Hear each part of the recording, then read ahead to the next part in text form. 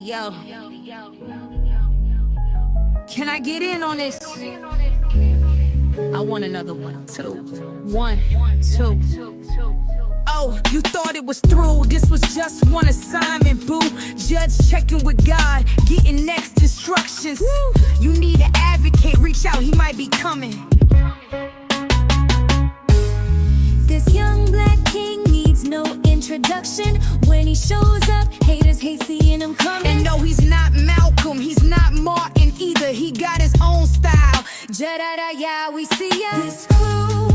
This crew, they not looking for the credit. Advocates on the move. This crew, shifting the atmosphere. Advocates on the move. And when he comes through, you know they coming too. Hey yo, INA, where you at? What it do? They got receipts, they got them files.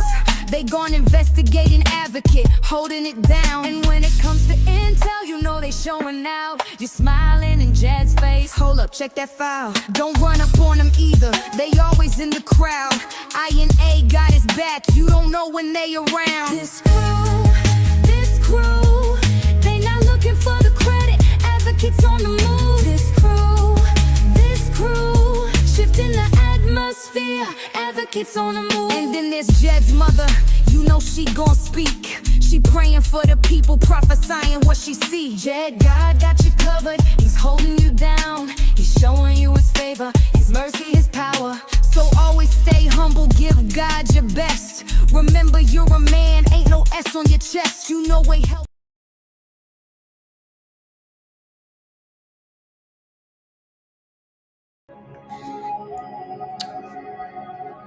Good evening, everybody. How y'all doing? Welcome to Investigate and Advocate, where injustice finds no rest. I'm the proud host of our broadcast, Jedediah, also the commander for the culture. I come on here in the spirit of hoping to have a conversation with whosoever would hear and give me a moment of your time and lend me your ear to hear the things that lay heavy on my heart that I want to say to you. I hope that you're having an amazing evening. If you are somebody who support Investigate and Advocate, thank you. You're part of my For the Culture family. I'm so happy that you're here with me. 71 people so far within the first 3 minutes on YouTube and Facebook alike.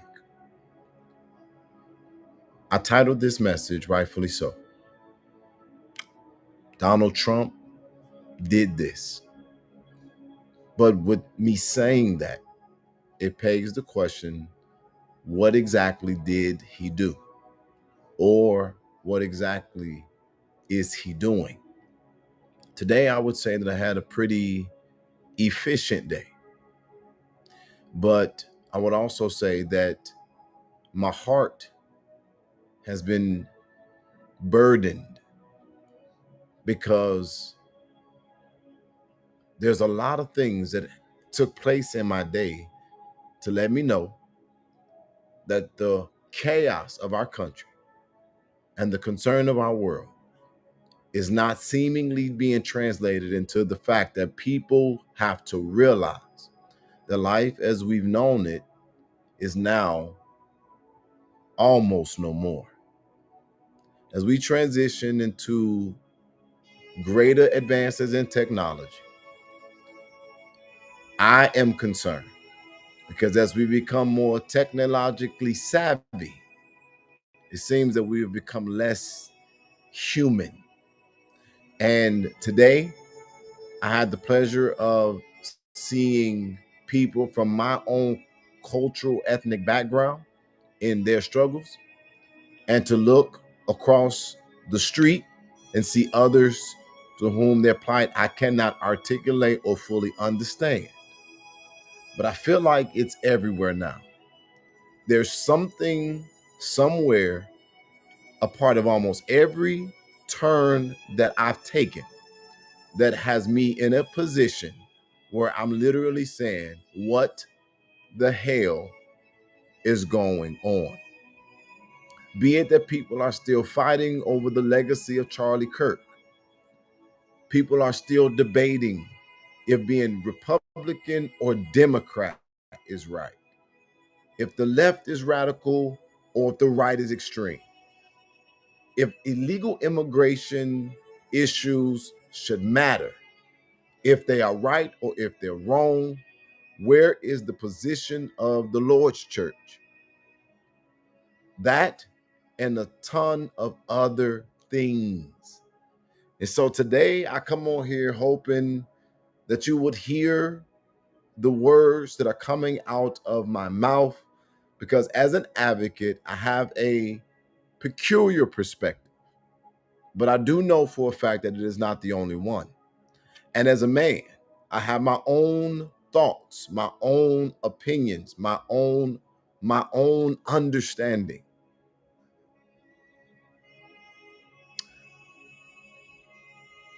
I'm going to show you this clip that I watched not too long ago. And then I'm going to come back and we're going to talk about it. This is Pastor Chris Harris from Bright Star Community Church expressing about what happened at his community center, I think today. You may have already seen it, but I want to show it to you again.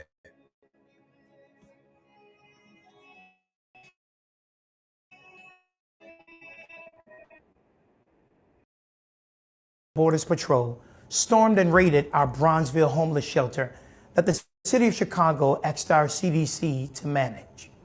Their actions traumatized our residents, unsettled our neighbors, and shook the very staff who sacrificially served the 260 men and women who called this shelter home. Without warning, 7 to 8 unmarked vehicles arrived. More than 30, that's right, 30 armed agents leapt out unannounced and began chasing people, human beings who were merely standing outside of their shelter, preparing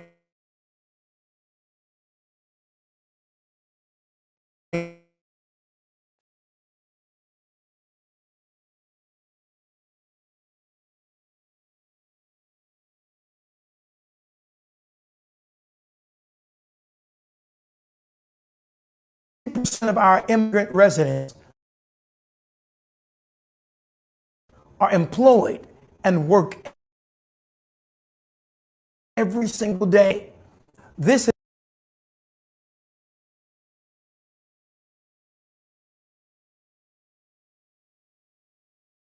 is actual footage from our security cameras showing you this terrifying raid looked like.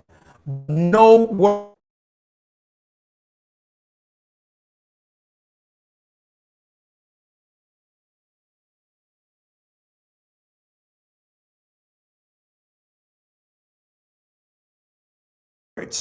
can describe what this dehumanizing act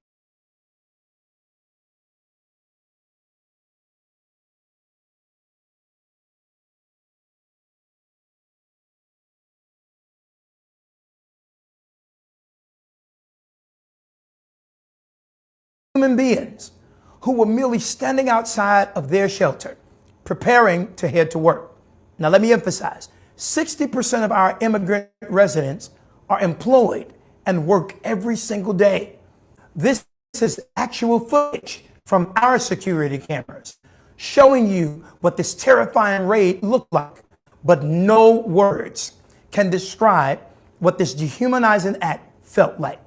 Some had legal papers and were literally snatched from the streets. I saw it with my own eyes. When we handed one agent the official papers of a legal resident, the masked agent took the documents, shoved our handcuffed resident into an unmarked vehicle, and sped off. That helplessness, watching dignity stripped and lives shattered in seconds, is a trauma that no community should endure. And we must ask, is this activity a rehearsal for something darker? Perhaps even martial law. I get it. Some say they shouldn't be here illegally. Others feel frustration that migrants received resources while so many of our own unhoused and unemployed still struggle. I hear that. I understand that. But today, I'm not asking us to debate politics, partisanship, or even the valid tensions that exist. I'm asking us to consider this. What is the role of humanity in moments like this? As a faith leader, I choose to anchor myself with what Micah Chapter 6, verse 8 declares, He has shown you, O mortal, what is good. And what does the Lord require of you? To act justly and to love mercy and to walk humbly with your God. This is not about political science. This is about moral responsibility. Many in our city feel helpless, unsure what to do. Let me be clear. We must continue to serve. We must continue to house, clothe, and feed the more than 260 residents entrusted to us, no matter what. But let me be honest, this crisis has made the work even harder. Some of our residents who were working will now lose their jobs out of fear for being seized on their way to or from work. Serving this many residents already has our budgets stretched to the breaking point. If you believe in justice, if you believe in mercy, I invite you to stand with us to help provide shelter, clothing, and daily meals. Your partnership will ensure that this vital work not only continues, but grows stronger.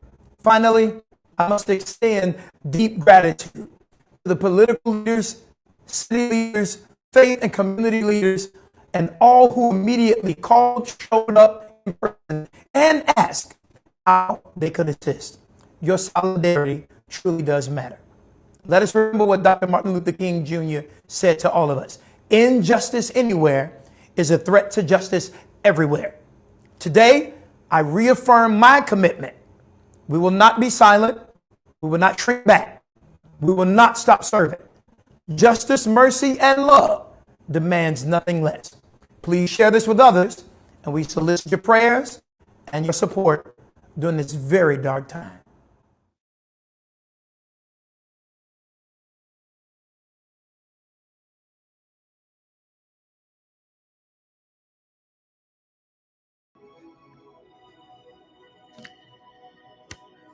Pastor Chris Harris from Bright Star Community Church. I have the pleasure of knowing him as I've been a lifelong Chicagoan. Well, majority of my life, I've been a resident of the city of Chicago. I don't want to make light of this moment, and I don't have the biggest platform, but I would rather use my voice to be heard from the part of the corner of the earth where I am. And I'm going to be honest with you. This is not an unusual sight for me. Again, I may speak from a different perspective because I've been in a frontline advocacy space my entire life. But for years, what you all just witnessed in this video, which may be alarming to many, as it rightfully should be, but we would call this type of thing in Chicago jump out boys. And I can think of many times where I was standing in a space in Chicago lawfully, maybe conversing, going to and fro, or basically even checking on people, and would have unmarked vehicles of law enforcement officers jump out and give chase, grab, and in many times in instances even brutalize, sometimes with no account, and even with difficulty in many times getting their identity. This is not a new experience in Chicago. The difference right now is that this is now being experienced by a community that, in my opinion, is being utilized for political points on both sides of the aisle. And my issue with this is, and the reason why I've come on here tonight is because I'm trying to figure out what are we missing? Because at least the larger community as a whole, nothing is going to happen until the people of this nation gets a resounding voice and self-determination to a direction that is clearly understood. And let me explain that. I don't think that there is absolute true or true. I don't think there's absolute correctedness, if that's the word, on either side. I just don't. And another thing is that I'm fully convinced that this didn't just happen. This has been happening. This has been planned. This was known. This was expected. And what Donald Trump's presidency has done for me is, number one, shown me that we have taken so much for granted, as we always do, until something comes to remind us what it looks like to be on the other side of just doing it the way we want to do without any type of restriction. That's one thing. The other thing that I've realized during the presidency of Donald Trump is exactly what can happen with a person who is legitimately determined to a goal, to an end goal, without excuses, just standing up and doing what they believe within their own selves is the right thing or the necessary thing or the able thing to do. And I want to say this, and it may not be something that many people can understand or hear or even grasp. Me making that assertion was not me complimenting, but it is me acknowledging what we are observing. And I am very frustrated because before the federal agents came into Chicago, we were already hearing the talking points of them coming.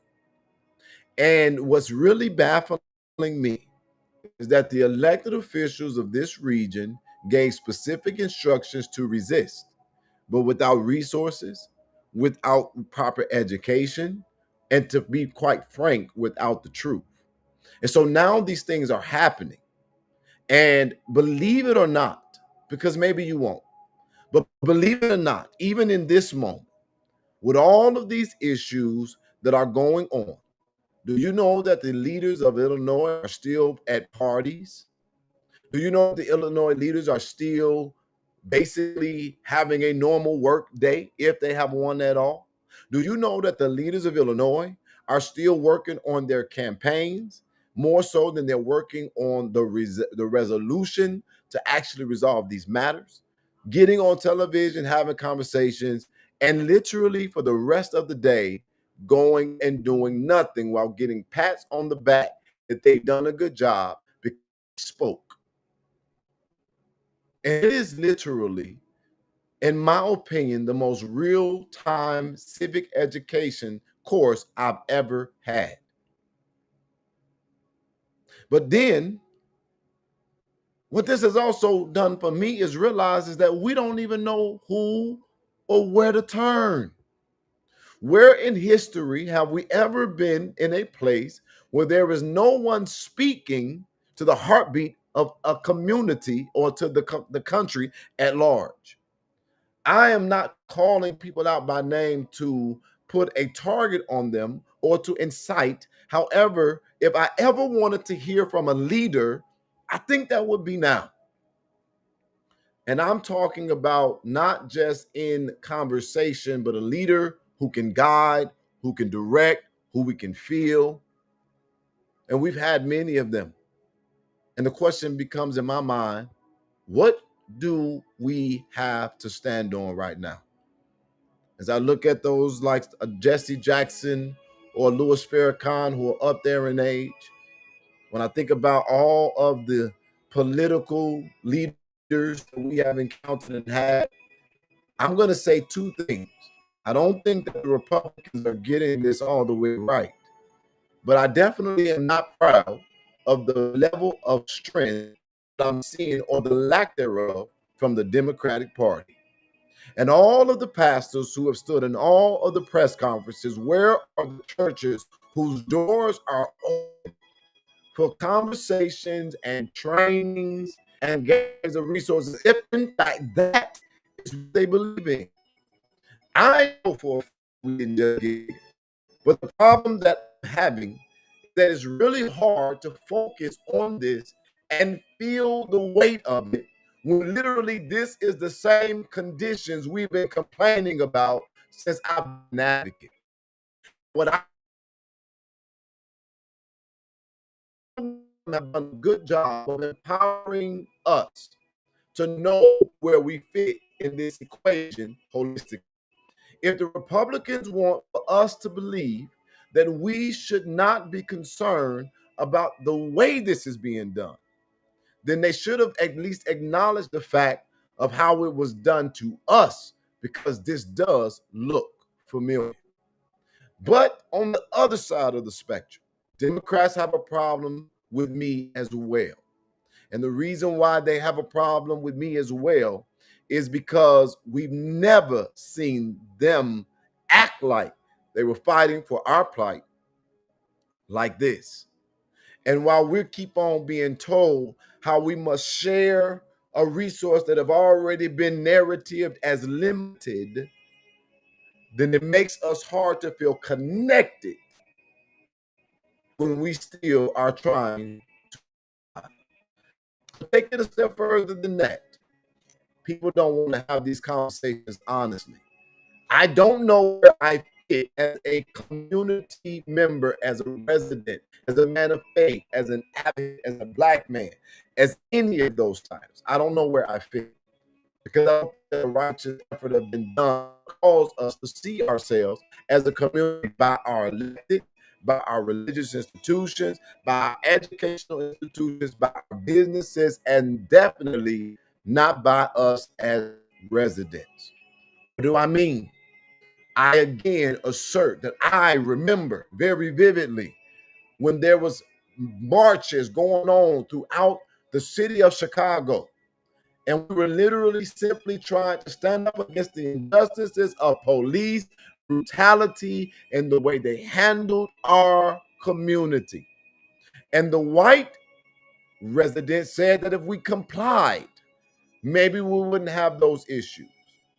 The brown community, for the most part, was non-existent in those fights. But I'm going to take it to a space that some of you all may not like to hear. But I remember when we were told that if we came to Little Village, that we were going to be killed. Not just that, I saw the images during those Black Lives Matter protests where people who were black were targeted going through the community. And for some of us, that's etched in our memory. But that and a plethora of other things, nothing has been done to heal those moments, especially not here. I had the unique opportunity to travel around the country. And I got to see like New York and DC and even Atlanta and other places like Texas, where communities are flowing together. But in Chicago, 77 neighborhoods still segregated by geographical lines. If I want to experience a culture here, I know exactly where to go.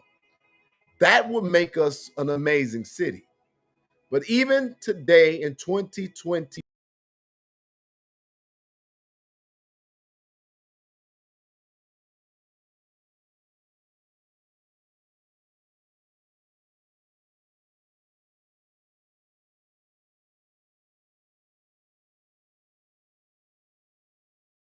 populated with other communities that don't look like ours. What is my point?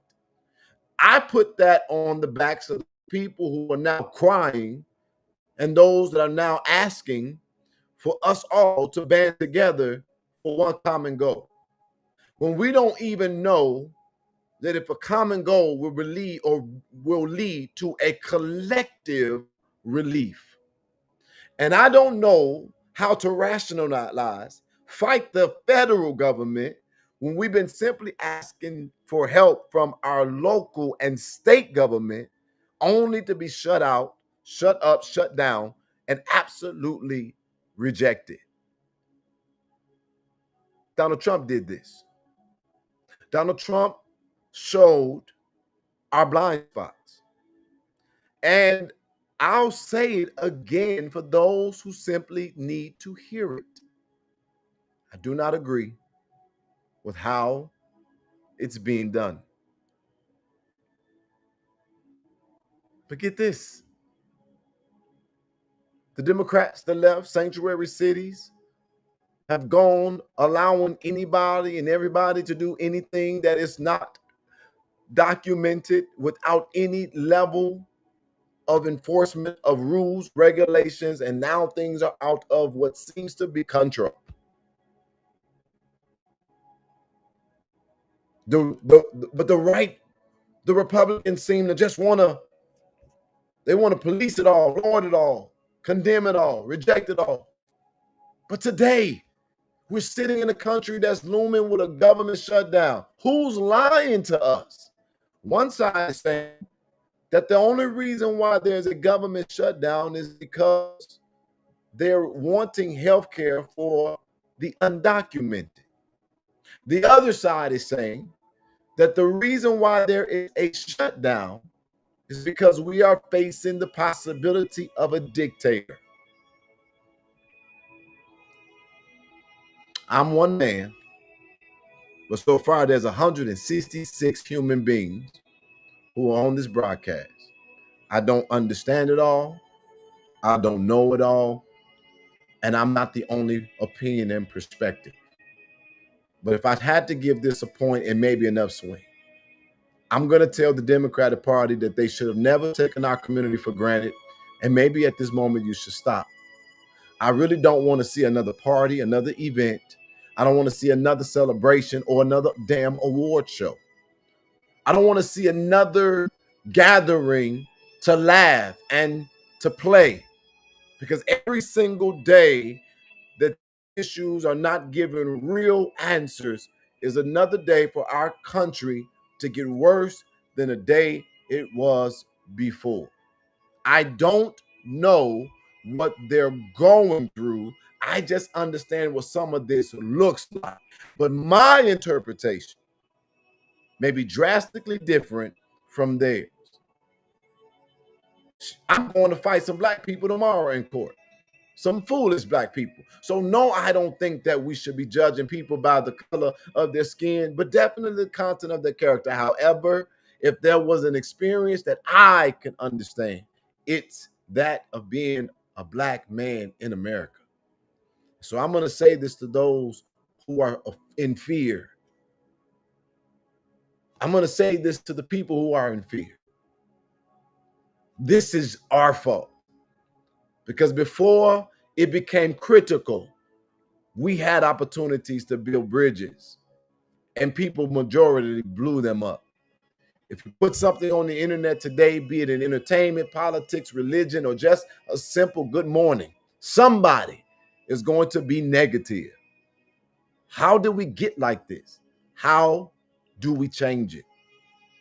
But for my community, specifically the black people, where are the voices that are not just talking, but actually working, that we can actually listen to? But not just listen to, follow.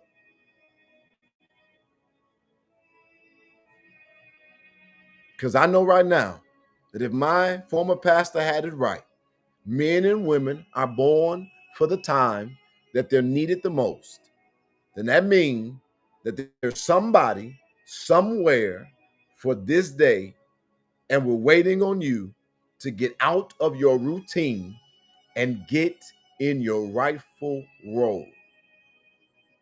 Me personally, I support the deportation of the undocumented that are here illegally. I do not support the further strain on our economy and our resources, because we have not made life nourishing for even people who call this country home. However, however, let me be clear. For those people who came here on false promises, those people who came here with agreements, those people who came here with being ushered by many ways, work visas, processes through becoming full-fledged citizens, uh, those that are here studying abroad, those who were born to those who were citizens of this country. All of these people should not be lumped in, and they should not be snatched from a dream that they were advertised about having. That I don't agree with. But man, Democrats got to stop playing the fear card, the race card, the economics card. They got to stop looking for cards to play and do the damn work.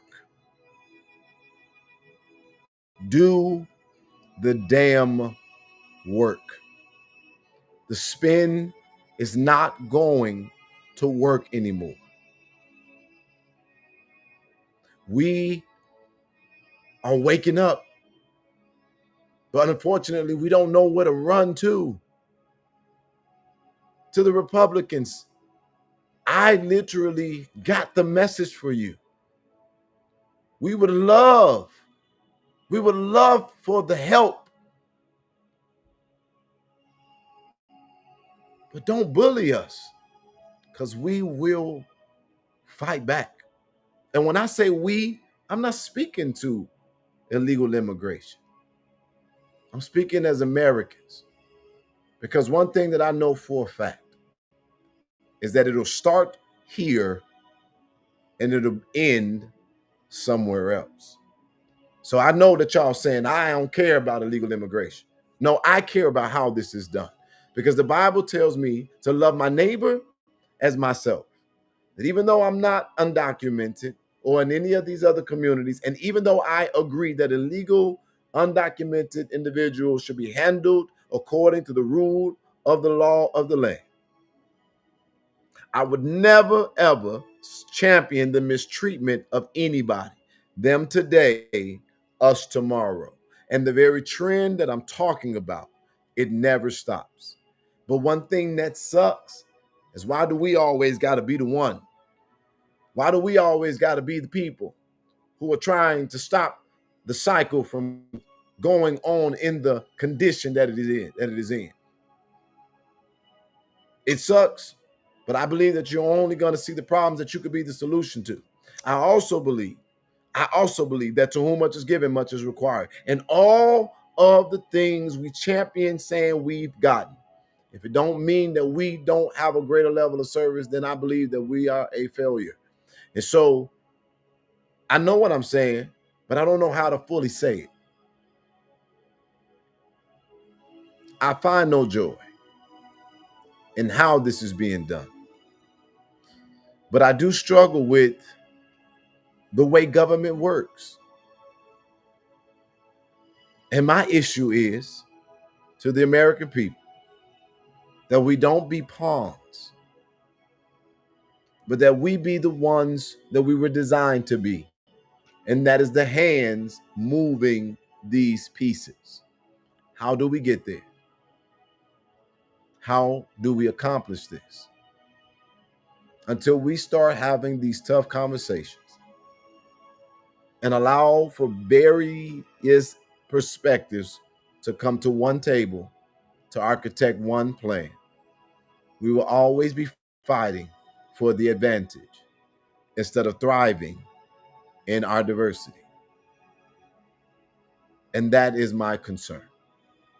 Even to this day, colleges are still being visited by individuals who want to live in the shadows of Charlie Kirk.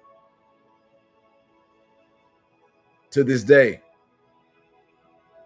we still have no clarity to what the full message of the right conservative evangelical Christian is versus the left liberal pastor.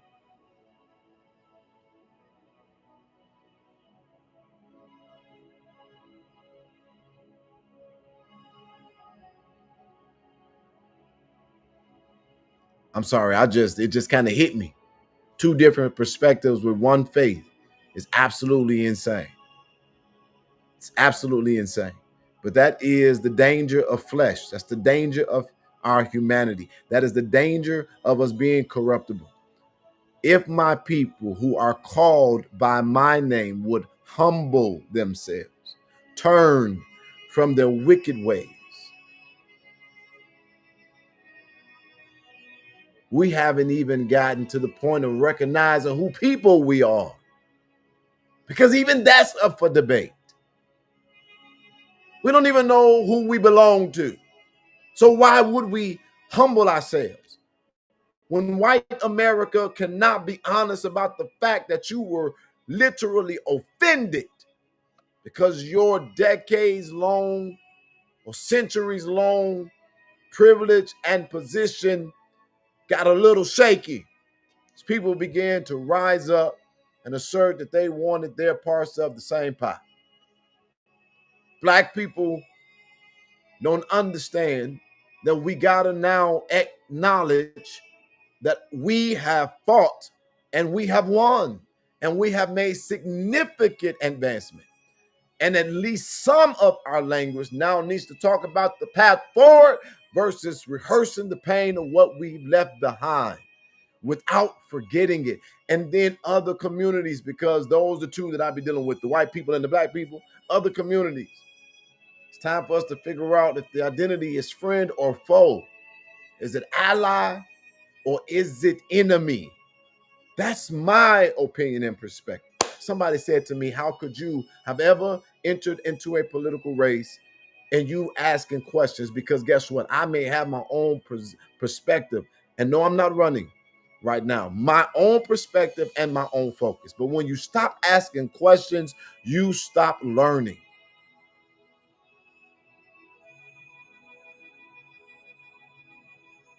America, say what you want to say, but I've become a student of the international community. And there is one continent that is literally blowing my mind, and that is Africa. If you want to believe that America is more respected, more revered, and more feared, then go look at a country, the countries of Africa, who have been under siege by false diplomatic promises for longer than I've been alive. Look at what they're doing right now. They are ending their wars. They are finding their commonality. They are asserting their sovereignty. And they are rejecting empty promises.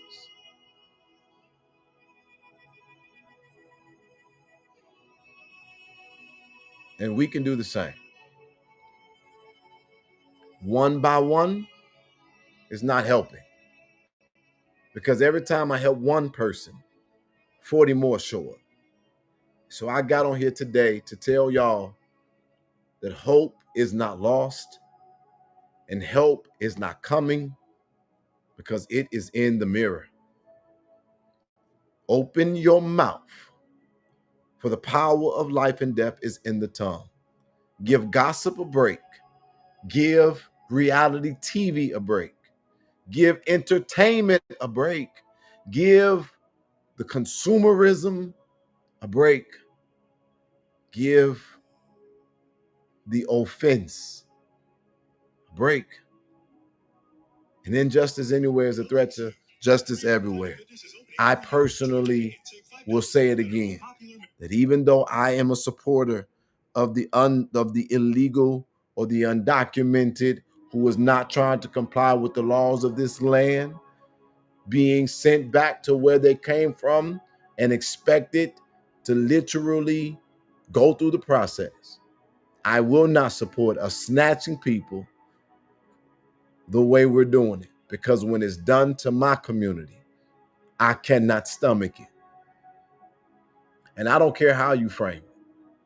They say, well, they were standing there looking for work or doing things or going to work. I'll tell you the tale of many black men who were standing on corners working. And don't you dare snub me with saying what, by selling drugs? Hell yeah.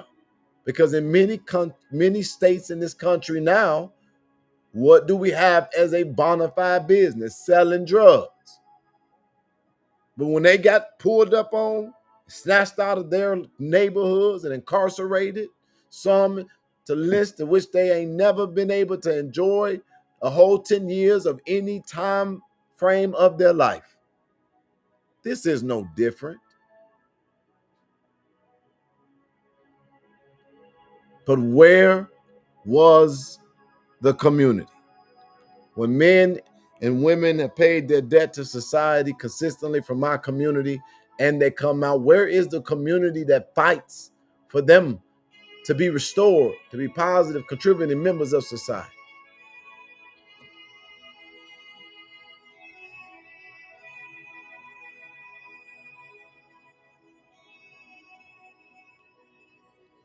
My perspective isn't the only perspective.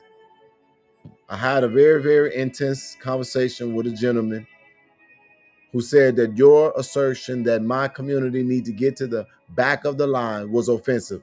And I said to them, I don't know if that's exactly how I said it, but my problem is not them being in line. My problem is with them cutting the line.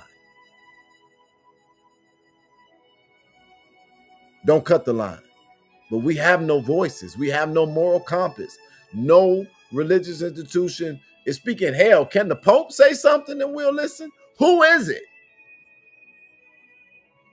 But don't think for 1 second that I don't hear those undertones, because I know I do. Why would the president of the United States of America, if he's trying to make America great again, want to remove history from the African American Museum? Why would they want to remove history being taught in the classrooms? Why would they want to remove opportunities or even funding from schools because their curriculum talks about Black plight and experience? And what do you mean? Why talk about slavery being so harsh and so bad? See, these are the kinds of things that make me say, no, I might not be satisfied with the Democrats, but I ain't running to nobody who's going to have their open arms just to give me a hug, but wouldn't let me come into their door. You don't love me. You don't care about me. You don't support me, and you don't want to see me thrive. Don't tell me what to do or what not to do with my body, and then don't care if I have the ability to nourish it or protect it. Don't tell me what I can and cannot do with my household, and then only want for the punishment that you determine to be appropriate to be what I have to be left to. The same Bible that's being utilized says that God chastens whom he loves. So I'm not mad about conservative perspectives. But you know what it definitely also tells me? That love is unconditional. This isn't about one part of the Bible who fits what you wanted to say, but the whole book. Evangelical Christians on the right, Paula White, sit your ass down. Where are the prophets? Where are the prophets of the Lord's church? Where are the people who literally could hear the voice of the Lord? Why are y'all still shouting in them damn buildings? Why are you still raising resources in an industry with billions, if not trillions of dollars? Where's the collective pool of resources from the church to address this? Where are the armies? Where are the, you know what the Bible, well, you know what the Constitution says about militias? We ain't got to go there.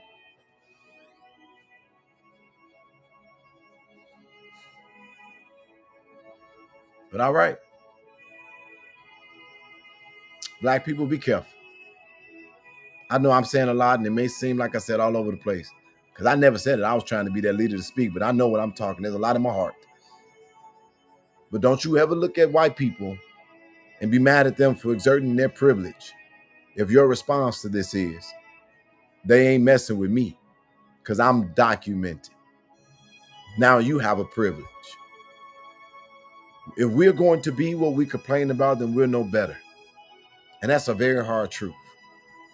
So even though I have my beliefs, I care about how it's done, when it's done, where it's done, and especially why it's done. And I also know this. Sometimes laws have to be modified, because at one point, the law stated that I was not even a full human being. But it will not be modified if people don't want to have the conversations across the aisle. To the brown community, to the immigrants that are Black and those that are of European descent, where are you in community? Because if you wasn't there for us and ours, damn it, don't expect me to be there for you and yours. But don't think that I don't see you. And don't think that I don't want you to be able to have the same rights and privileges that I do. I just want to know you're safe. And I want to know that I could be a good, hospitable, a hospitable representative of what makes us who we are without literally doing it from the perils of desolation or laid out in the street while you're sitting in an ivory tower, eating the fruit of the land. To this moment in this day, I still go into stores that are made up of people who look like me and watch how they disrespect, demean, and they discount people from my community and even disparage them. As a matter of fact, God be my witness, I saw it today.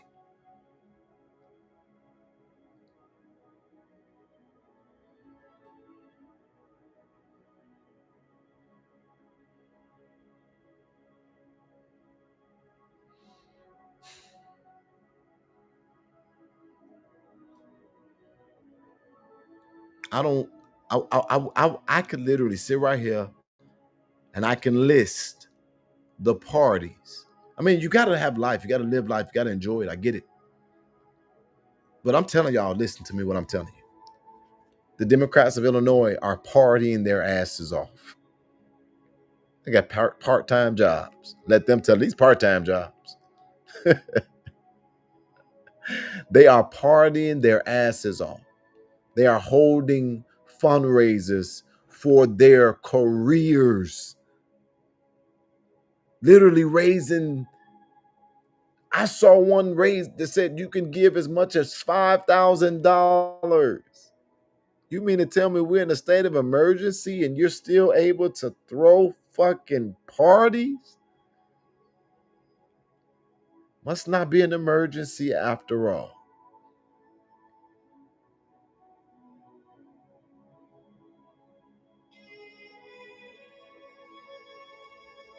So,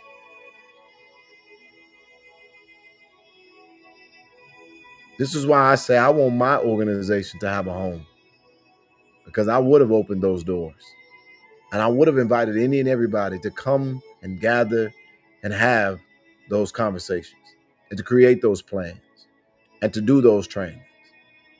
One day we'll have it, but we don't have it right now. So here comes my challenge. Out of 174 people here in the state of Illinois, does anybody know any pastor, any business owner, any resident, any politician that has a space that they will open up for free, because I'm not paying a dime, so that we can begin to have those conversations, have those meetings, do those trainings, gather those resources, and come up with a comprehensive plan that will not only address the immediate, but the long term. And then I'm going to end it with this. If I was to try to fight this fight, I don't know where to start. I don't know what the focus would be. I don't even know who the hell the target would be, because I'm just quite frankly tired and sick of them all. And I'm over the whole situation. And I see trouble on every side. But I've not lost heart, because I still trust God even in the midst of this situation. And I hope that today, if nothing else happens out of this, that at least one person that is on this live stream realize that we are waiting for somebody to fill the void. There is a void of voices, of leadership, of direction, of courage. There are no generals.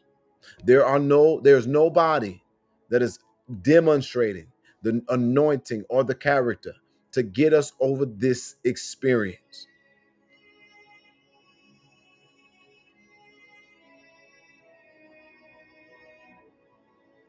I do declare that we are in a state of emergency, but I think that this emergency is internal.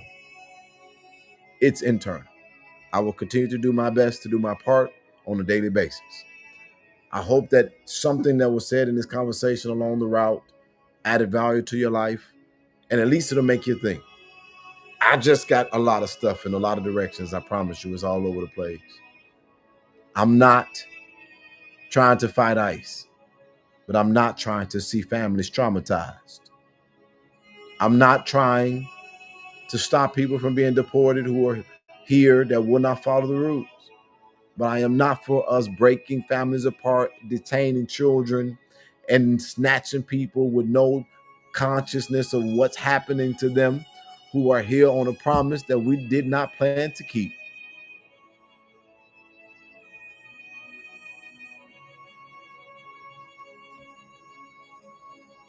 So with that being said, I'll take 5 questions. And I'm gonna get back to work, trying to figure out my part to be a little ripple in an ocean.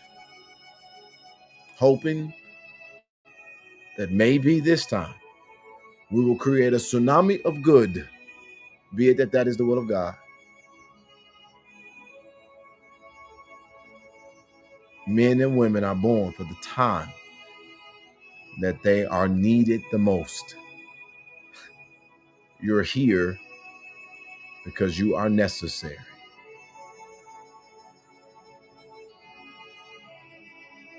But keep it in context, because I'm not fighting for y'all.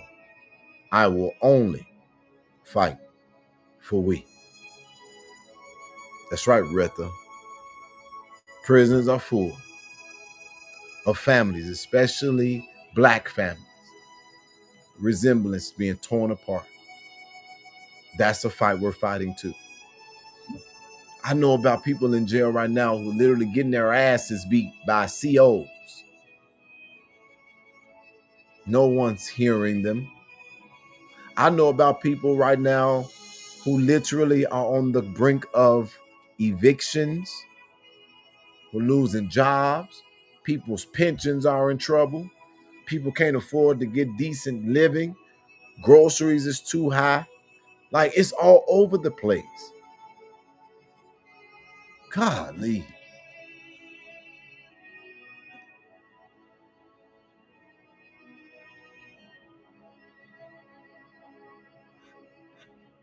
And what's crazy for me is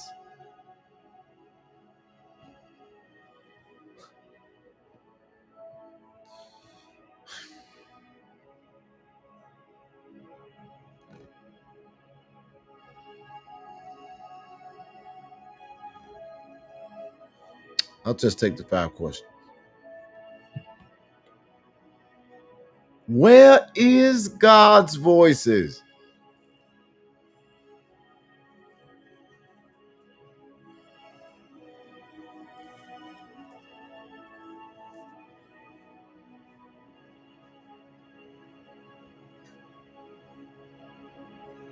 And I'm just going to be honest.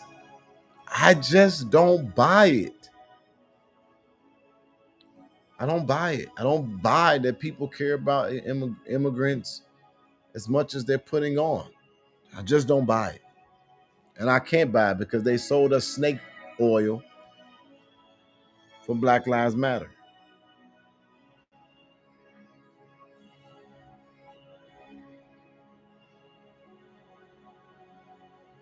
One thing that Donald Trump said today that I don't know what that fully means, but he says that he wants to use Chicago as the training grounds for the military. That's what I mean. What the fuck does that mean? What does that mean? What does that mean? But not even just that. We don't have no power. I'm sorry.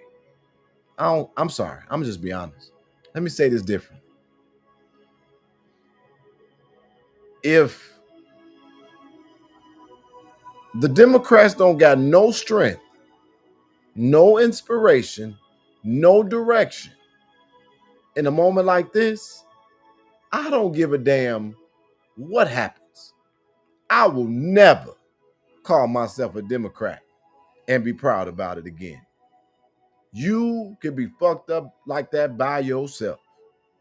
You mean to tell me there is no power here?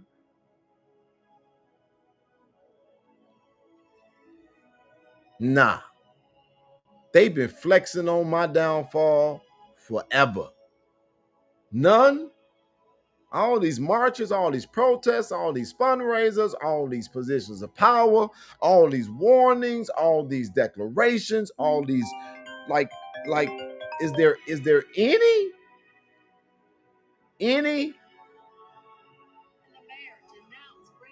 crazy?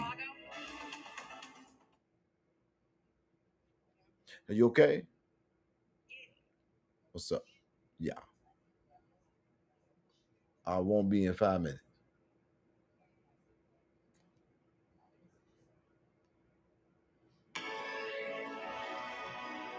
All right, let me get off my soapbox. I ain't seen no questions.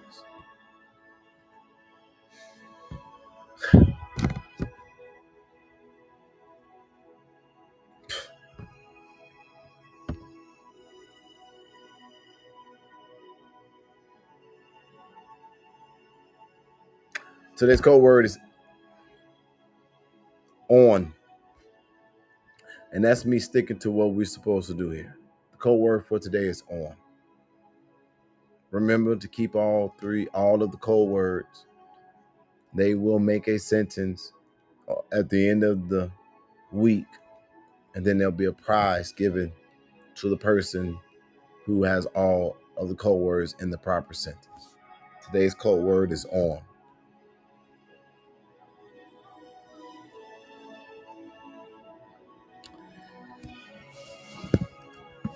This won't age well.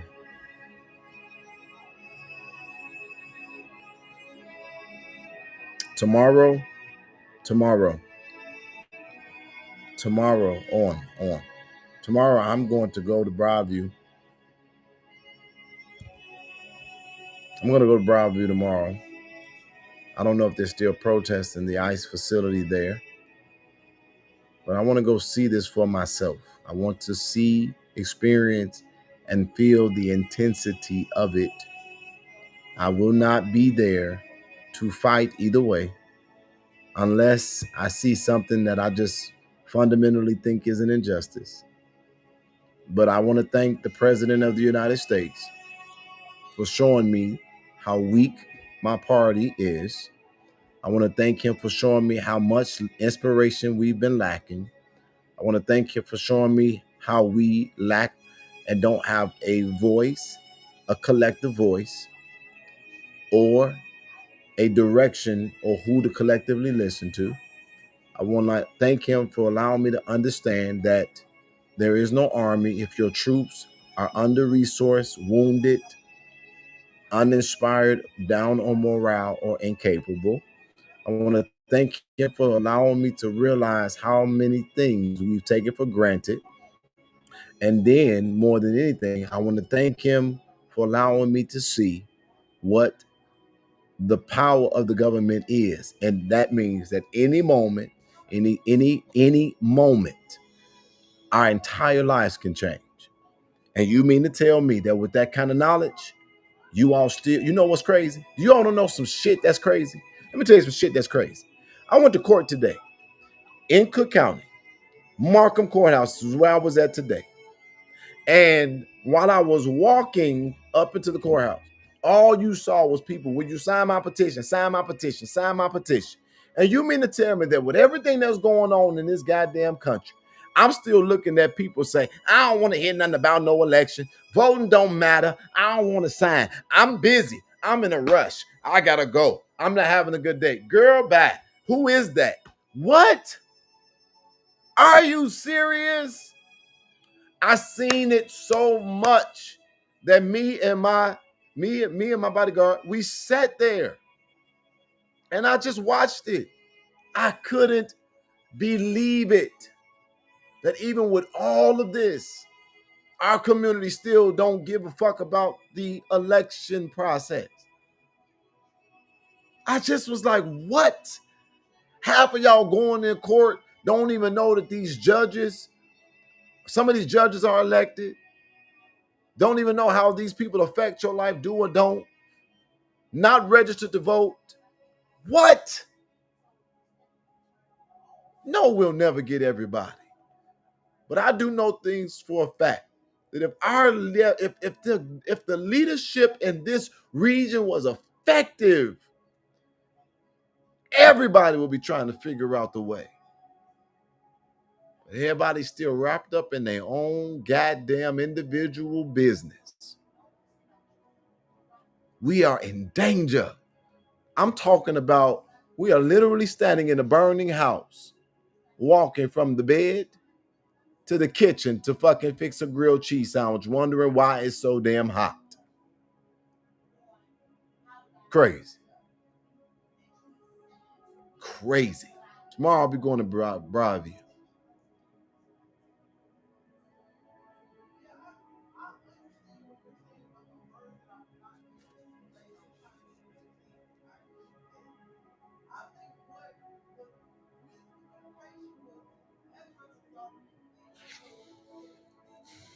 Say it again to the brown community. This fight, to the brown, to the black, to the European who are undocumented. Let me sound a little bit more educated. This fight is not a fight that I'm feeling connected to. That can change. I would like to talk to you. I would like to understand. I would like to learn. But I also would like to see you, maybe not those that are undocumented, but those who are documented from these communities. Do some shit with me, for us. Do something for us too. If all ships rise with the tide, maybe people will give a damn.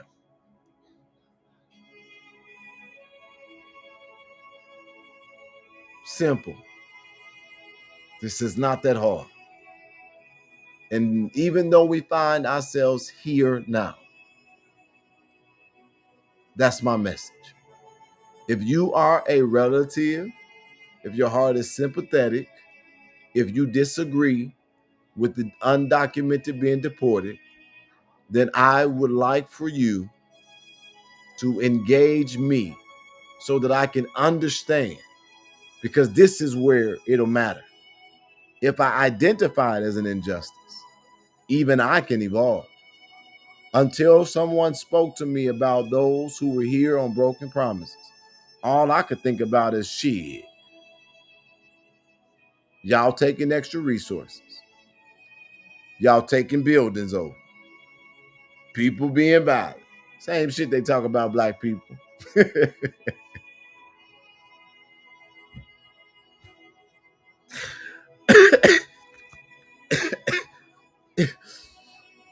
It's the same shit that they talk about.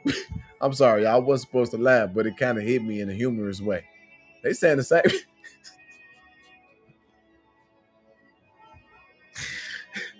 Lord have mercy. I don't know how God gonna keep his promise of putting me on the national stage, but boy, when I get up there, I know I'm gonna fuck up. I'm serious. That's the same.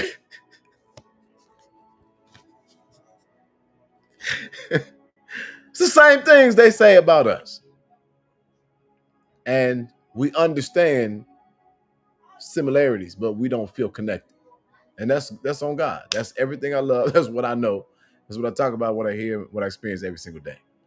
And I'm the most fight for anybody kind of guy that I've ever met. I don't feel like fighting. Even understand what I understand. I can evolve, but I don't feel like fighting. But that is not good. But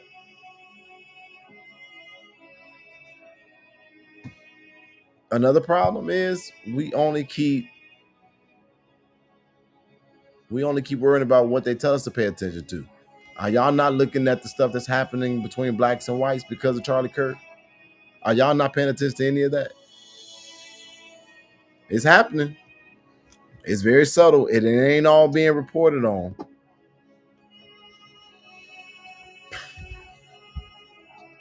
The last thing I will say, I'm gonna be honest, Donald Trump do got me a little nervous. I don't know what he on, but making Chicago a training ground for the military, because Chicago is one tough city. There is a saying that is absolutely true that I believe that Donald Trump is reaffirming.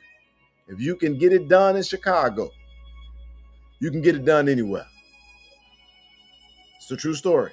So if he's saying make Chicago a training ground for the military, that troubles me. It really does. Because I don't want to be like that lady, that lady of Latino or Mexican descent, however you say it. I will vote for Donald Trump. I will vote for Donald Trump. and then get your ass deported. And now you're looking salty and mad because you thought it was going to be somebody else's pain and not yours. So I'm not going to be that guy. What is this man on? Because he did say out of his mouth, you vote for me again, you ain't gonna have to do it no more. What you on, Donald? Why are they meeting with all of the generals at the Pentagon? I mean, yeah, the Pentagon, all of the generals. What they own, y'all? Why is it the Department of War? Like some of this stuff, you gotta admit, is a little shaky. And to the Republicans and the Democrats, both sides alike, stop being pussy and stand up for America. And why do you say that, Jedediah? Because that's another thing a lot of these politicians are doing. They talking a whole lot of shit under their breath and behind closed doors. But they ain't fighting for shit. Not for real. All right. And I promise you on my mama, and I want to be very clear and upfront here. If it's Donald Trump or J.B. Pritzker, Trump 2028, I will not vote for that fat fuck. And it ain't got nothing to do with his weight. Well, maybe a little bit. But I would never vote for J.B. Pritzker. Ever. In my life. So I said that up front. I said that up front. I'm not fucking with Pritzker.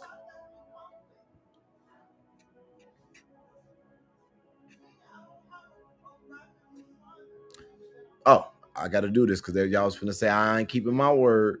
We got to give away $10. Such a horrible transition, right?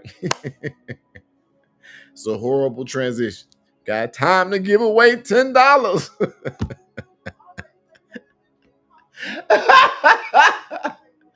Oh, Lord have mercy. Lord have mercy. You know what?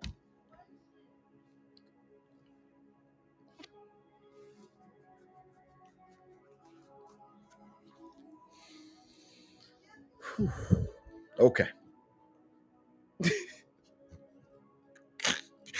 I'm sorry, y'all. I don't, I'm so sorry. Let me get focused. Trying to get focused.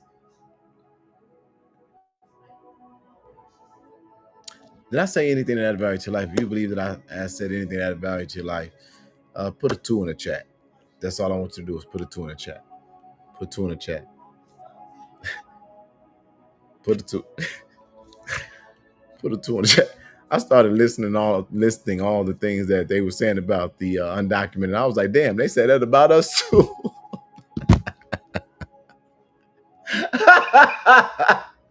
My man said, wait now, Jedediah.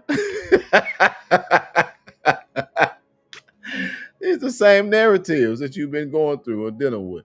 Oh, Jesus Christ. Literally hoping that I said something about it to your life. 154 people in here. 154.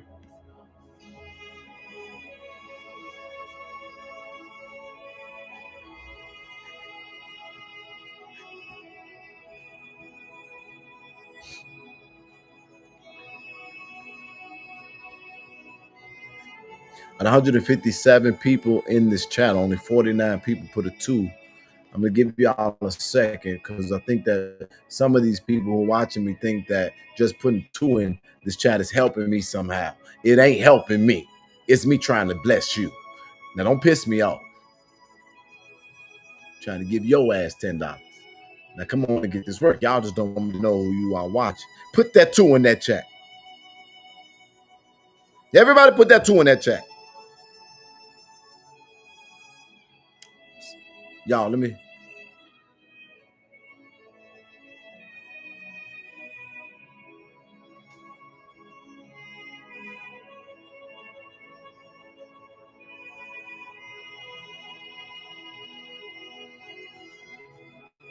Do Brownville be lit like at nighttime? Because I'll get up and go right now.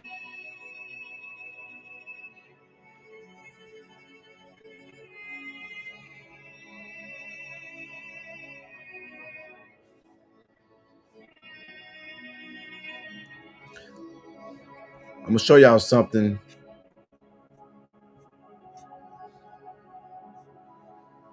Be on lookout, you Jamaican, you Haitian, oh, you black. Off to Uganda you go. They have been paid to take you. Facts. I saw something that I want to share with y'all.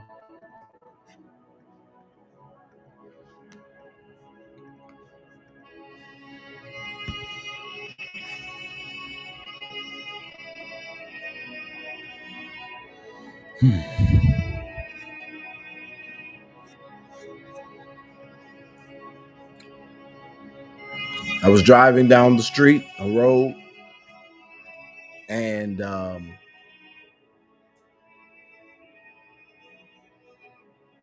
was driving down the road and I saw a man on the side of the road. And his sign talked about basically having nobody.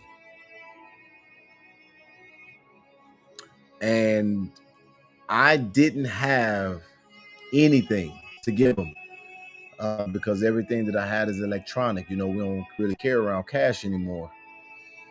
And I drove past, and as I was driving past, I felt the conviction. I felt convicted by the Lord. I felt convicted by the Lord.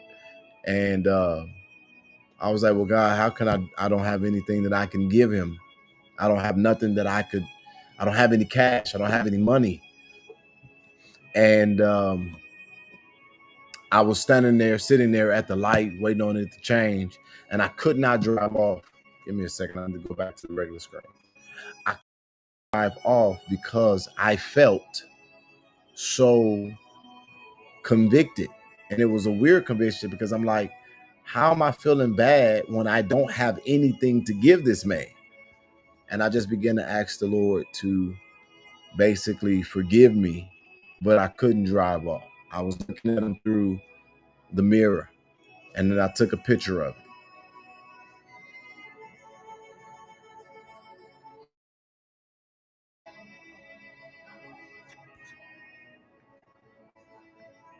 That's the picture that I took.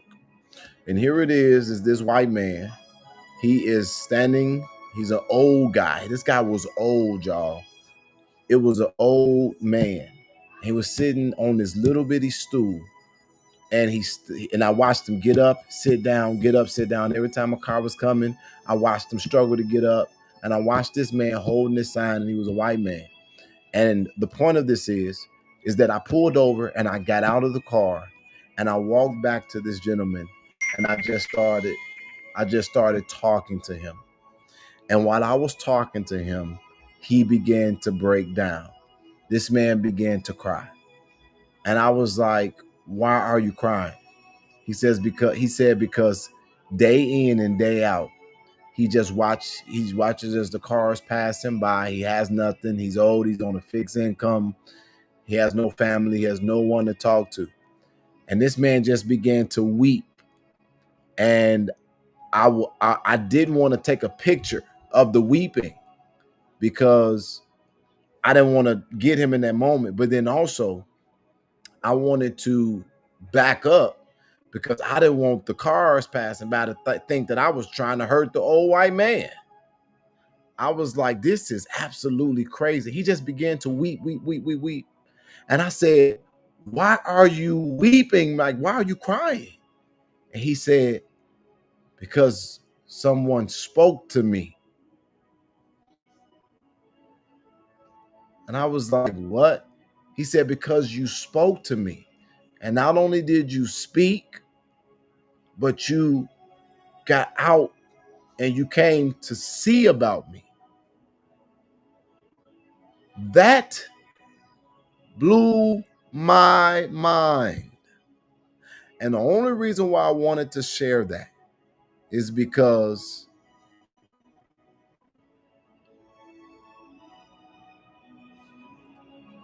if I would have just kept driving because I felt that I didn't have what he needed, I would have missed my opportunity to give exactly what he needed. And as he wept, the cars, God is my full-fledged witness, rolled down their windows. Are you okay? Probably because they saw a black man standing over a crying white man. But whatever the reason, are you okay? No. He doesn't have anybody or anything.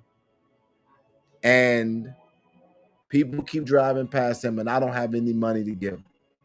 And I stood there, my mouth to God's ears, talking to that man. And I watched people bless him one after another. They gave him what I couldn't. Do not make excuses when God is leading you any direction. You may not have what you think you need, but God don't call the qualified. He qualifies whom he called. And I today cannot be entrenched in any level of hatred, because God used this black man to make the day of an elderly white man who probably seen some of the shit I'd be mad about. All because I didn't have cash. I had Apple Pay and electronic and cards. I wanted to share that with y'all. And I hope that somebody will take that message. Now, I ain't saying get out your car now and be going to getting in people's business. But I had to answer the fact that I felt like God put a conviction on me. And I'm so glad that I learned that whenever I feel God, that I respond. And again, I don't know where he's at today. I didn't get any contact information. I didn't try to do anything with it. But that was just so mind-blowing to me, because I in essence didn't need to have the cash that I almost allowed to stop me from responding. All right. Now let's give y'all $10. I got it for y'all. Now I got it for y'all. I got it for you. I hope everybody put a 2 in the chat. 165 people in there. I hope y'all remember the code word for this week. You didn't. You're hard-headed. 60 people have done it. I'm going to give y'all literally 5 more seconds to get this $10 that I want to give you. And then that's it for me for tonight. I asked y'all to have my back because I was being, and I am being, unrighteously pursued by some crazy individuals. And y'all responded. And because of that, I'm so grateful. And my commitment is that I'm going to be a blessing back to the very people who have my back. And maybe I don't have the ability to give to everybody everything, but I'm going to do what I can. So today, we're giving away $10. Are you ready? If you didn't respond, it's okay. Your loss. Let me see how many people responded. Tonight, we have 61 people we spent.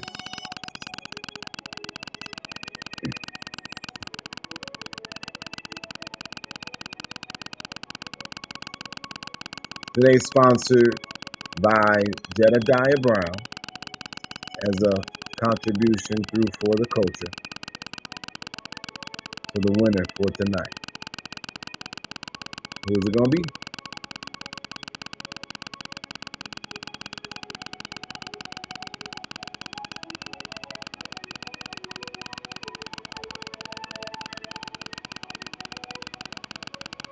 I really got to figure out how to shorten this thing up.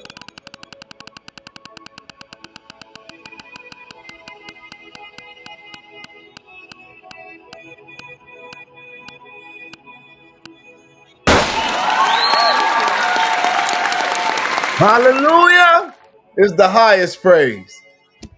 Glory, hallelujah.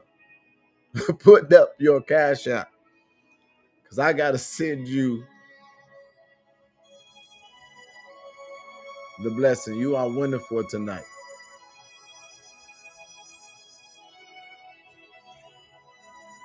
Glory, hallelujah. Where you at? Come on down. You ain't got a whole lot of time to claim it. I'm going to be moving fast. If you don't get this and tell me your name in 1 minute, I'm going to pick someone else. Glory, hallelujah. This is your night. You are the winner.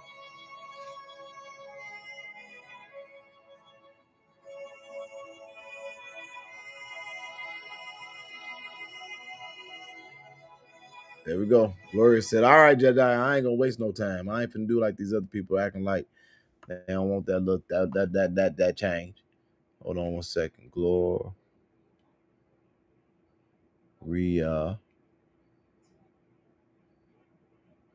Robinson 409. Y'all, glory, hallelujah. Wait. Gloria Robinson 409. Winner. I got something that I want to share with you, Gloria. Today, because I'm particularly blessed, there is a hold on 1 second.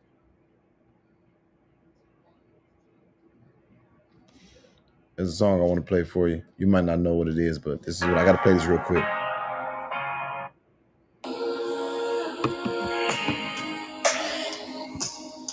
We've reached that moment. So, Gloria, tonight, you're not going to get $10. Gloria, we got 5 on it, actually. We got 5 on it, Gloria.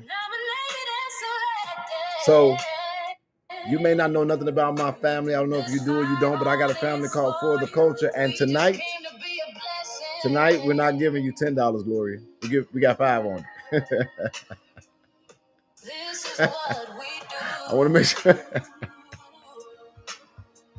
Okay, so I need Gloria to respond. Gloria, let me know you're still here. Oh, wait, no. I don't need you to respond. This is what I'm saying. Gloria, right now, you got the opportunity. 5 on it. You're going to be my 5. Are y'all still here? Is it working?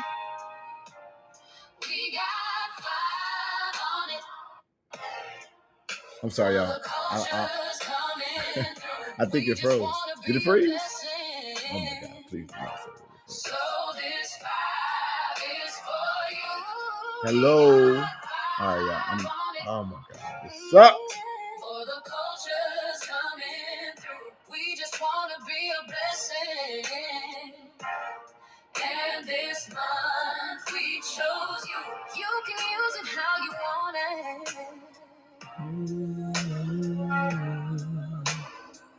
Do what you wanna do. Is it froze? For the culture felt you deserve it for. Yeah, I gotta refresh it. This froze on my end.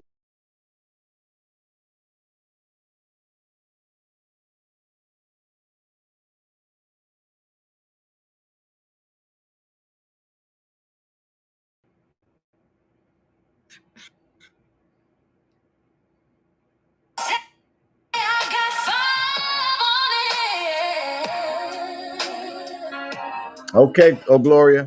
All right, so I got you now. I'm glad. All right, so it was frozen on my end, but it wasn't frozen on yours. So Gloria, tonight you are a special winner. We got 5 on it, and so this is what you got the options of. You either can take this $50 that we're going to sow into your life, or you can come on the screen and you can play for an opportunity tonight to win $500.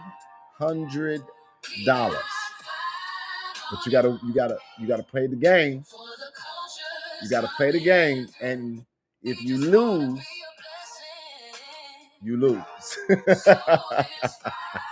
I hate to be like that. So you're either gonna take this $50 and take that blessing, or you're gonna believe that something greater is there for you, and you'll come on the screen for an opportunity to win up to $500. But if you lose, you lose everything. Gloria, today you got 5 on it. You got to make your choice. You got to tell me. Send the 550. Well, I'm playing to try to get this 500. Gloria, what you gonna do? Glory, hallelujah. What you gonna do? Name befitting. You got to decide. Come on, let's go. Let's go. I'll take the 50.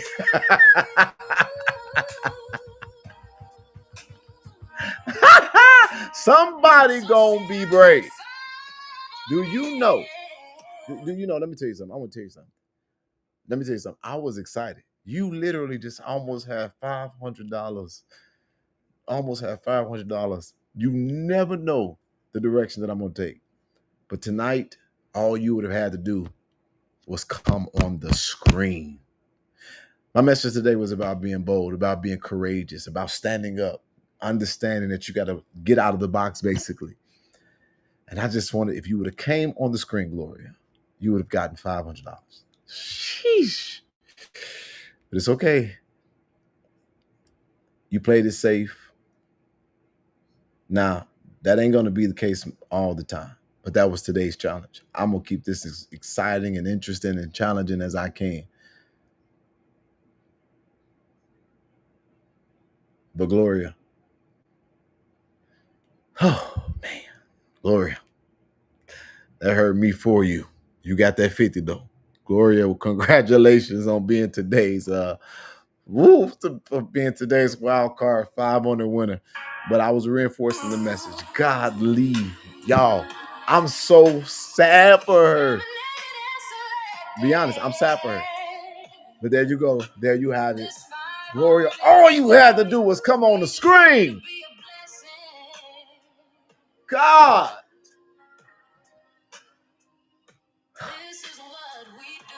But oh, nevertheless,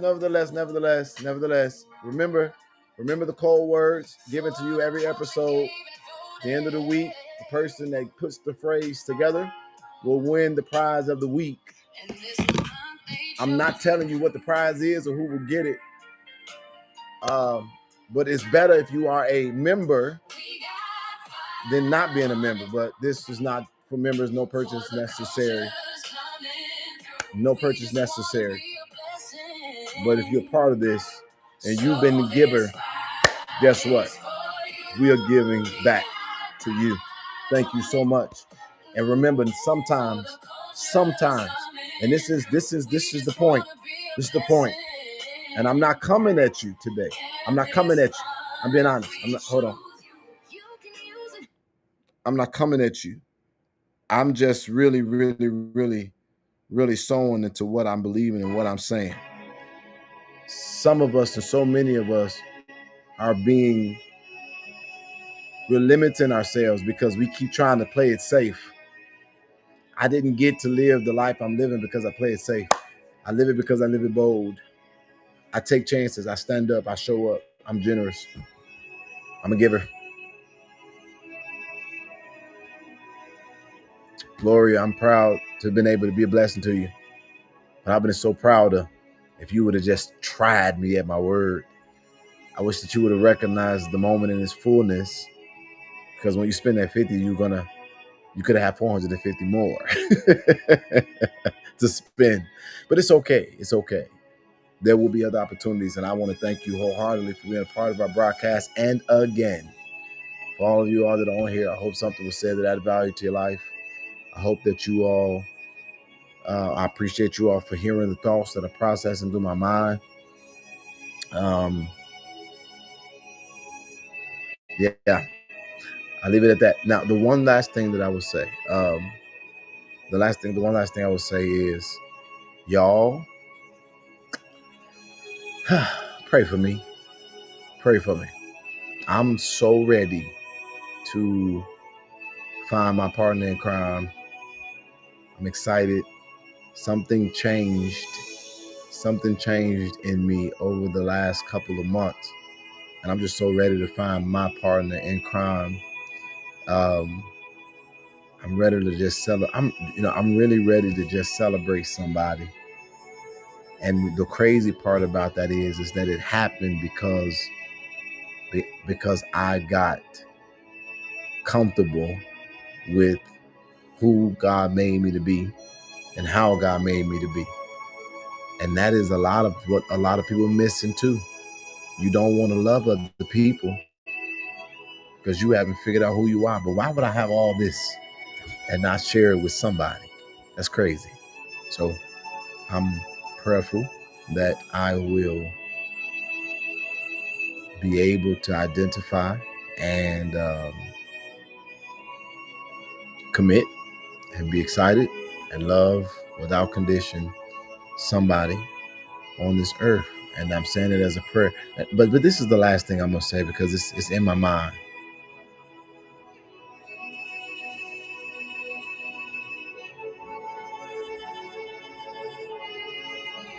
I got people who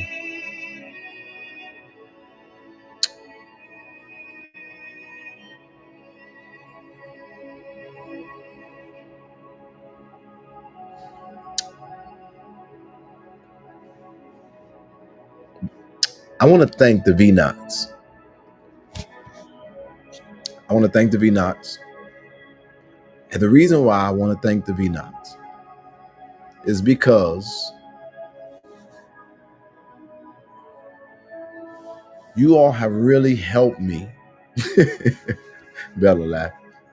You have really helped me to value who I am even more. And because you've pushed me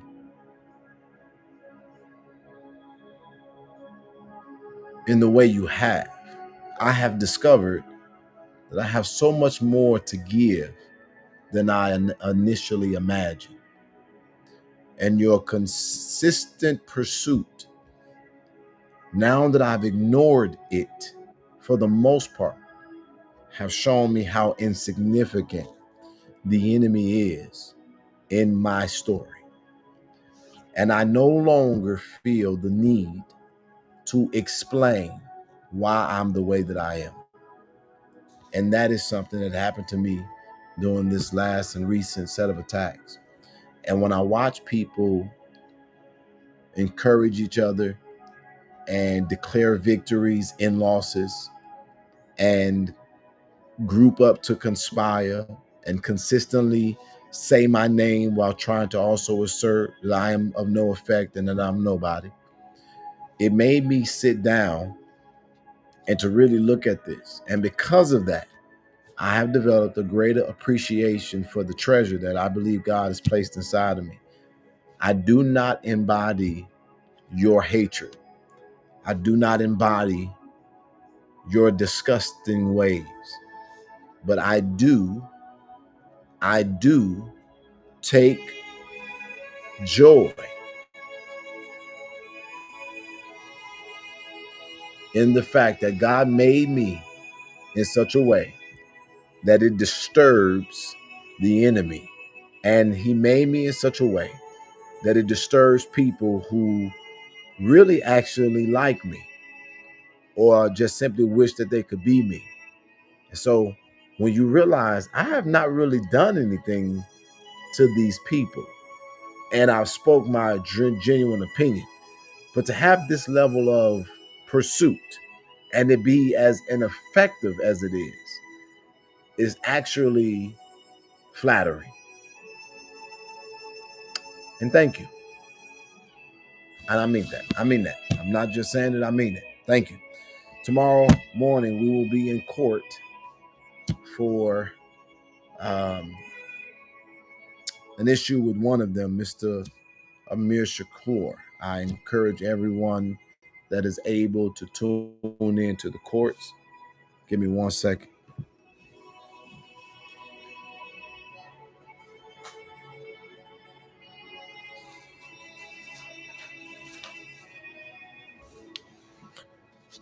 Tomorrow,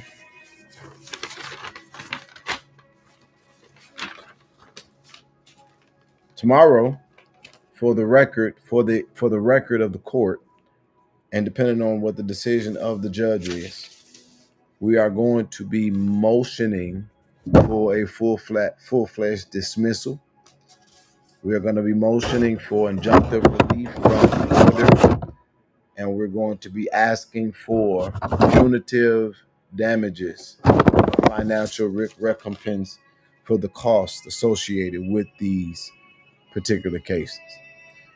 And tomorrow, I'm doing it for a matter of record, also in hopes that things will be at least heard, even if not immediately granted. And I'm saying that to you because we're moving in a different direction.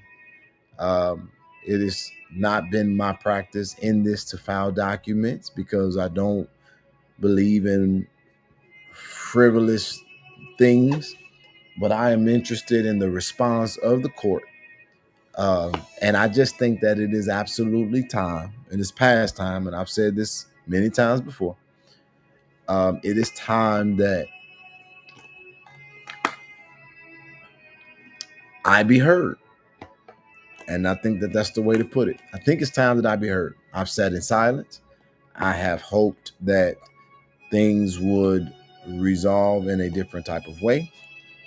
And I have tried to have some level of confidence in the way that the system operates. But now it is time for us to now ask for a response for our filings. So we start there. Well, we've done some other stuff, but we're starting there. So tomorrow, I ask that you all will pray with me because the Bible says that God has the heart of the king. You can turn it whatsoever way he wanted to go. You have not because you ask not. So again, we're asking for dismissal, injunctive relief from an order, and for damages.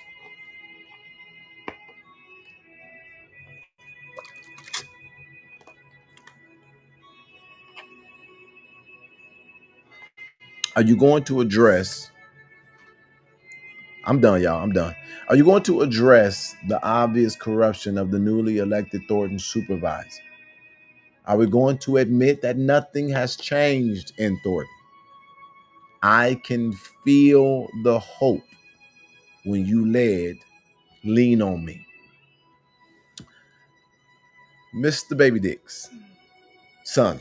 I'm going to just say your whole name. Mr. Baby Dick's son.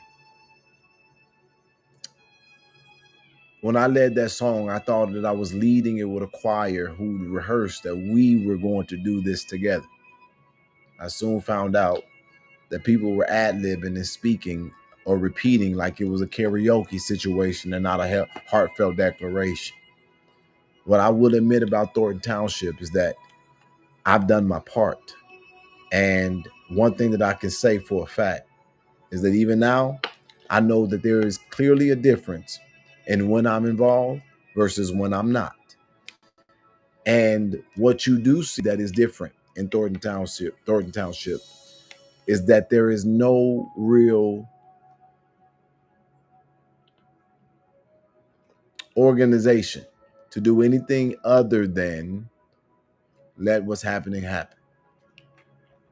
I know a great deal of what I believe is happening, and I'm going to say it's not my fight right now.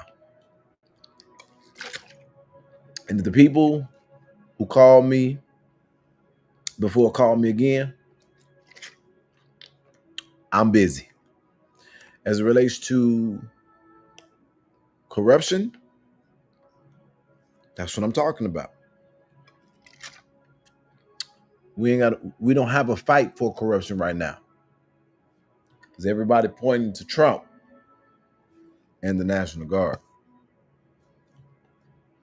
I wish they would leave you alone so you could do the real work. Nope. That would require sense. And at this point, if I can also say this in honesty, they don't have to leave me alone because now I'm waiting on God to speak well of me and to respond to this situation. I want God to avenge me of my adversary, to remove the attempts of assassination of my character, my work, my family. You know, even when it's people thinking that now they think disrespecting my mother is going to get a response out of me, I got a response for them. She was fearfully and wonderfully made. I have a mother that when she speaks to God, he speaks back. And there is nothing that anyone can say because my mother is a unique mother And I wouldn't want it no other way. I'm proud of her. So they can keep on talking. But I wonder what they could say about their own mothers. I heard somebody say, shame on my mother for raising how she raised me.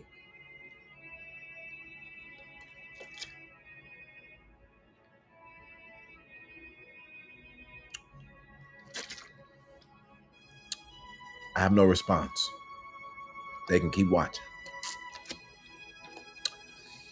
But I ain't going to get in that direction. I'm not going to get in that direction. I did a lot already. I've been on here for an hour and 41 minutes. I apologize that this station is no longer entertaining and we just be going over information, informative. We're going to get back. But before I leave here, is there any one person that's on this screen who thinks that being a part of For the Culture is worth it? Be a part of our family as we continue to grow and organize and get prepared to make a difference in the nation in our own way. And one of the things that I'm so happy about and excited about is that even with all the chaos in the country, my focus and my heartbeat is on the people of my For the Culture family. So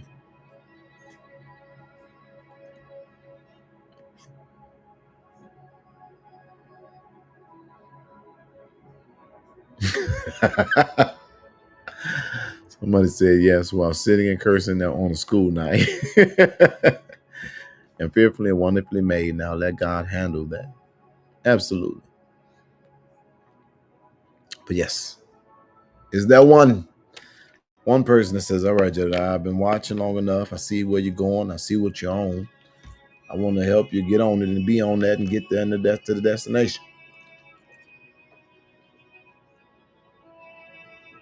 I need you to come on and join the product and be a part of my family. We are almost to 100 people, but we're getting ready for a launch and we're getting ready for an inauguration of our first president who will be in the Chicagoland area. Very excited about the work that she is going to do with the weight of everything we got behind her. And I know what that means. It means I get to go to another city so we can build our next chapter. Woohoo! Amazing announcements. Oh, I never thought that I would be depending on Max Solomon for anything in any case at any time in my life. But as you all see now, let me change this music because I don't need it no more. I'm focused. I got good focus. Y'all, that music really do help me focus. Honest to God. Wait a minute. What was I supposed to be talking about?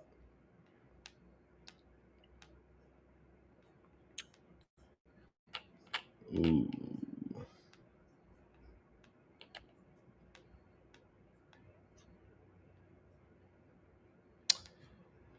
It literally left my mind as quick as I was saying that.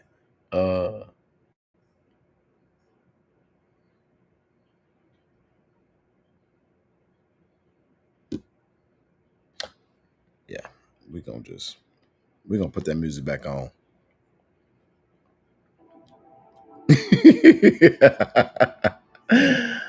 Oh, yeah. Max Solomon. Okay. So I never thought that I would depend on Max Solomon, right? Like life is so crazy because that's what I'm saying. You got to be careful about how you treat people or what you do because you just never know what life will do with you. And so I'm sitting up and looking at the case. I'm like, oh my God. So the case that we are backing up the library trustee to make a price on, they chose Max Solomon to be the lawyer. So it's really interesting. So anyway, today the judge entered a motion. Ladies and gentlemen, please hear these words because it is good. On the first day of the case, the judge entertained and entered a motion that would effectively stop President McCaskill of the Harvey Library Board for appointing someone in her seat until they had a proper hearing in the court. The judge gave the motion headway. What am I saying? Trustee Tamika Price is expected to show up at the next library board meeting, take her rightful seat of authority, conduct and do her job with the full authority because she has a TRO. So we have been successful in stopping this from going further. Congratulations. It is an investment, in my mind, extremely well made for the benefit of the people of the city of Harvey as it relates to the library. So with that being said, to my family and for the culture, you did your damn thing. Let's keep on doing it. Let's turn this win into this battle and let's win this war. Make sure that we'll be in court. I will be at the next library board meeting. That is my expectation. Hopefully you're planning to be there as well. Hope I said something that value to your life. Nothing else to say. Good night. I will trust in you. Yo. Can I get in on this? I want another 1, 2. 1, 2. Oh, you thought it was through. This was just one assignment, boo. Judge checking with God, getting next instructions. You need an advocate, reach out, he might be coming. This young black king needs no introduction. When he shows up, haters hate seeing him coming. And no, he's not Malcolm, he's not Martin either. He got his own style. Ja-da-da-ya, we see ya. This crew, they not looking for the credit. Advocates on the move. This crew, shifting the atmosphere. Advocates on the move. And when he comes through, you know they coming too. Hey yo, INA, where you at? What it do? They got receipts, they got them files. They gon' investigate an advocate, holding it down. And when it comes to intel, you know they showing out. You smiling in Jed's face. Hold up, check that file. Don't run up on them either, they always in the crowd. INA got his back, you don't know when they around. This crew, they not looking for the credit. Advocates on the move. This crew, shifting the atmosphere. Advocates on the move. And then there's Jed's mother, you know she gon' speak. She praying for the people, prophesying what she see. Jed, God got you covered, he's holding you down. He's showing you his favor, his mercy, his power. So always stay humble, give God your best. Remember you're a man, ain't no S on your chest. You know where help comes from when you're up or you're down. That crew runs deep, keep the real ones around. This crew